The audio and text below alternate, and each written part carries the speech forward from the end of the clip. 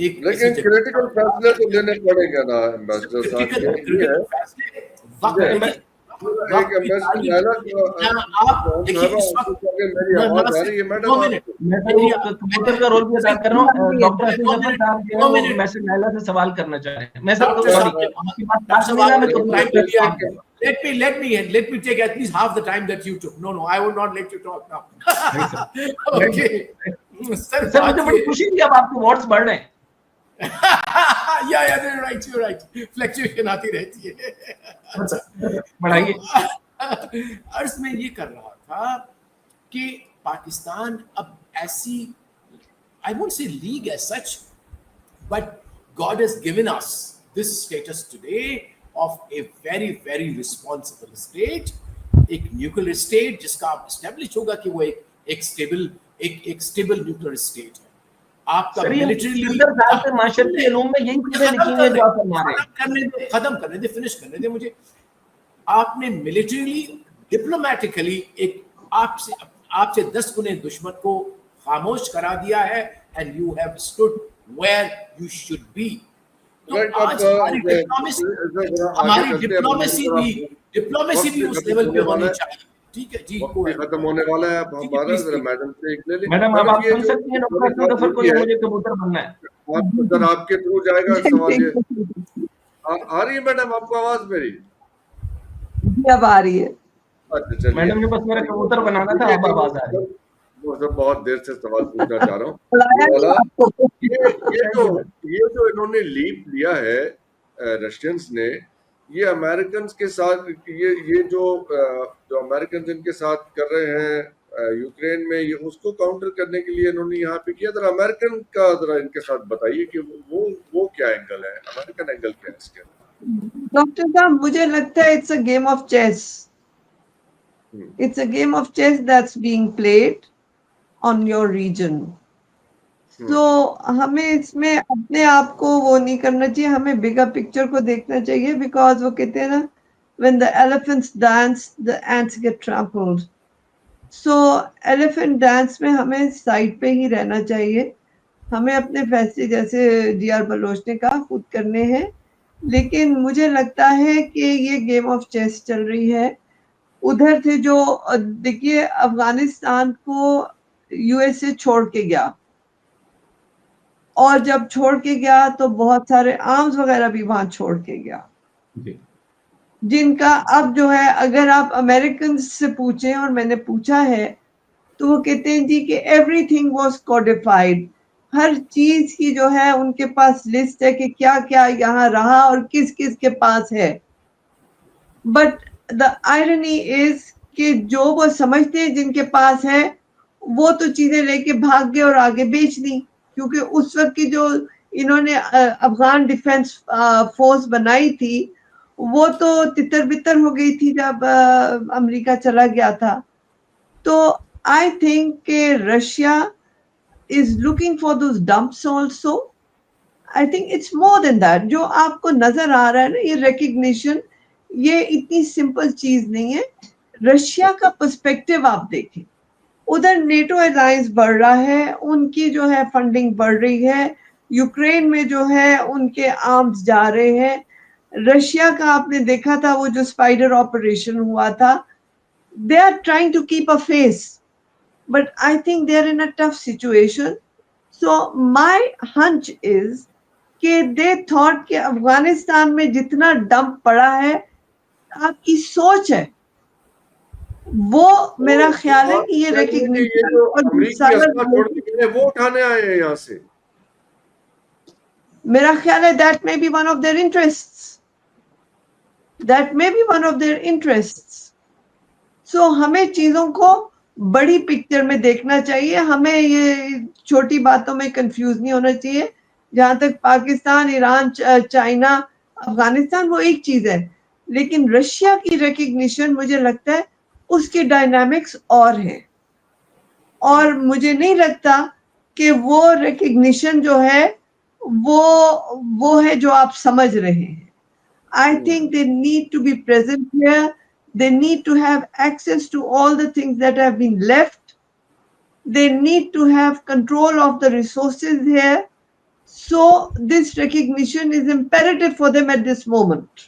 तो ये डेजा वू हो रहा है ना, ये जो 79 में हुआ था उसका डेजा वू हो रहा है. It just feels like back in time. No, in 79 it was occupation. This is diplomatic relationship and this is diplomatic interaction, creating that confidence building जिसके साथ वो, because अफगान जो नस्ल है ना वो ऐसी नहीं है कि जिसको आप फोर्स करके कुछ करवा लेंगे, प्यार मोहब्बत से करें. I agree important. सॉरी बेटा, एग्जैक्टली यही कह क्या कहा आपने? मैं एग्जैक्टली यही कह रहा हूं. बिल्कुल आई एग्री करें. अगर गुलाम रसूल बलोच सब तशरीफ ले जाए तो फिर हमारी जंग पक्की है उनके साथ. बेटा जो रशिया ने की है उसका डायनामिक और है. मुझे जितना अफगानों से That is what I'm trying to say. अच्छा मैडम, मैं एक सवाल, अभी सिंकियांग का आपने जवाब नहीं दिया. क्लोजिंग स्टेटमेंट्स का टाइम भी है सर. जी मैं पूछना चाह रहा था, रिकॉर्ड की बात की मैडम. रिकॉर्ड हमसे जब पूछा गया था तो हमने ओजडी कैंप जला दिया था. यही वाला अफगानिस्तान को भी करना चाहिए. खैर एनीवेज, अब मैं जो सवाल आपसे पूछा था वो सिंकियांग का जो फैक्टर है, सिंकियांग का फैक्टर चाइना फैक्टर है, रशियन फैक्टर नहीं है. इस पर फरमा दीजिए. बेटा वो तो ठीक है पर रशियन फैक्टर, रशिया को भी मसाइल हैं. Don't think that Russia is free of this stress. Russia को भी मसाइल है क्योंकि ये जो एक्टिविटीज देखिए चाइना के साथ जो उइगर्स का है सिंगसियांग में, these are basically tribal nomads who move between Urumqi, China, Kazakhstan, Kyrgyzstan, Tajikistan, Afghanistan. They go in circles and their movements are seasonal. They do not look at political boundaries because historically they haven't known those political boundaries. Exactly. They are basically nomadic people. So China का जो मसला है वो China specific है, but ये मसला Russia को भी है, उज्बेकिस्तान को भी है. उज्बेकिस्तान में I don't know if you have heard of the Fergana valley. Yes, ये फरगाना वैली जो अभी है वो और है, जो ज़हनों में है वो एंशिएंट तुर्किस्तान है जिसका आगाज तुर्की से लेके तुर्कमेनिस्तान से लेके सारा ये reason Farghana Valley tha. Exactly. But it's a myth that lives in the hearts, it's not on the map. The existing Farghana Valley is in Uzbekistan, shared partly by Kyrgyzstan. So उनको जो Russia को मसाइल इधर से भी हैं, तुम्हें पता है चेचन प्रॉब्लम, दागिस्तान प्रॉब्लम, वो यहीं से जा रहे हैं. सो आप ये ना समझे कि सिर्फ चाइना फैक्टर है, रशिया के भी मसाइल है. खास तौर पे मैं एक जो है ना वो निर्वाणा लेने लगा यूं करके, ताकि मेरा जो है ना वो हाइपर आप क्लोजिंग स्टेटमेंट दे दीजिए. सर निर्वाणा लेने देना सर, मुझे आप 1 मिनट तो देना, मुझे आधा सेकंड लगता है निर्वाणा लेने. बिल्कुल मैं ठंडा हो गया. इसके ऊपर जरा हम समझने की कोशिश करते हैं. जो केस स्टडी है, रशिया ये कह रहा है कि अफगान गवर्नमेंट अब काफी अरसे से बिहेव कर रही है. अब यहाँ देखें कि उसमें लिथियम और उसके अलावा जो तमाम नायाब धातें जो हैं उनका एक्सप्लोरेशन शुरू हुई हुई है. इसके साथ काबुल में 40 किलोमीटर दूर जो यदनिया का तांबे का दूसरा बड़ा जखीरा मौजूद है. हाइड्रोकार्बन की जो है उसमें चीन का काम मौजूद हो रहा है. 2023 से पुराने मुआहदे की तजदीद को 12 और 18 कुओं में चीन अफगान मुश्तरका खुदाई जारी है. अच्छा, ये जब फुटप्रिंट इतना बड़ा आ जाता है तो जब इकोनॉमिक फॉल मैं देखता हूँ कहीं पे भी, तो मईशत नुकसान नहीं करती. जहां पे माशी एक दूसरे के साथ मुफादात जुड़ जाएं वहां पर कोई किसी को कबूल नहीं करता. अब आज के अफगानिस्तान को पता चल गया है कि रोटी और पैसा और उसके बाद जो है वो न्यूट्रिशन बच्चों के लिए जरूरी है, क्लाशनकोफ नहीं. तो अब ये जो रशिया है और सारे मिलके और जितने ममालिक फरहाना से लेके, बिल्कुल आपने सही कहा, क्या बंदूकें लेके कंटेन करते रहे दहशतगर्दों को, या बेहतर तरीका ये कि अफगानिस्तान उनको रिकग्नाइज हम करके, हाइपोथेसिस है ना, हाइपोथेसिस है, आपने तो अभी कबूल नहीं किया, बात करने से बात बढ़ेगी ना। ये यानी वो कहते हैं महफिल में रंगोबू से बात बनती है, तुम ही तुम हो तो क्या तुम हो, हम ही हम है तो क्या हम है। चुनाचे अगर हम ये बैठ के, में अगर लैम्ब रोस्ट की खुशबू हो तो बहुत अच्छा लगता है।